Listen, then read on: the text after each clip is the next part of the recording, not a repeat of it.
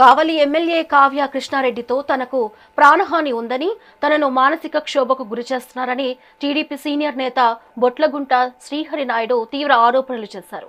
తాను ఎమ్మెల్యే వద్ద డబ్బులు అడిగినట్లు అసత్య ప్రచారం చేస్తున్నారని, ముసునూరు మహాలక్ష్మమ్మ ఆలయ అభివృద్ధి విషయంలోనూ ఎమ్మెల్యే అడ్డంకులు సృష్టించి కమిటీని రద్దు చేశారని ఆయన ఆవేదన వ్యక్తం చేశారు.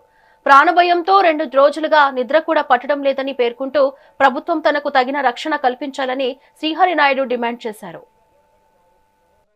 నుంచి పార్టీలో పనిచేస్తా వచ్చా.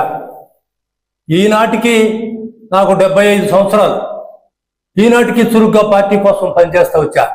పోయిన గవర్నమెంట్ ఒక రాక్షసు గవర్నమెంట్. ఆ గవర్నమెంట్లో నా మీద 8 కేసులు పెట్టారు. వీళ్ళుంటే ఈ రాష్ట్రం, ఈ గ్రామాలు భవిష్యత్తు నాశనం అయిపోతాయని మేమందరం దాంట్లో గట్టిగా నిలబడి మా ఊర్లో పనిచేశా. నేను నా జీవితంలో రాజకీయంగా ఎవరిని చేతులు దాచి ₹1 డబ్బులు నేను అడిగాను. ఇది భగవంతుడు సాక్షిగా చెప్పకుండా, మా ఇంటి మీద ఉండే మహాలక్ష్మి సాక్షిగా నేనుగా ₹1 అడిగి ఎరగను నా జీవితంలో.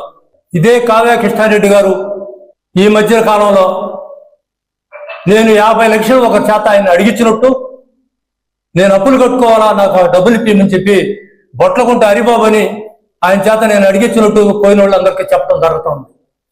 ఆ రోజు ₹1,12,000 ఖర్చు అయింది.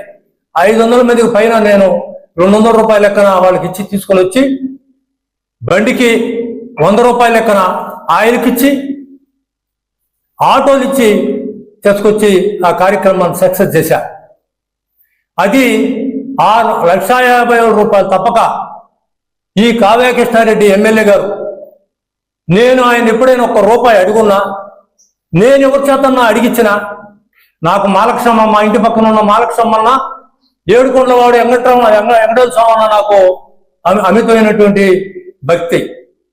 నేను ఎక్కడైనా ప్రమాణం చేస్తా వాళ్ళిద్దరి దగ్గర. నువ్వు కానీ నిన్ను వచ్చి నేను అడిగినట్టుగా చెప్తే ఆయనైనా సరే ప్రమాణం చేయాలని చెప్పి సందర్భంగా ఎమ్మెల్యే గారిని నేను కోరుకుంటా ఉన్నా.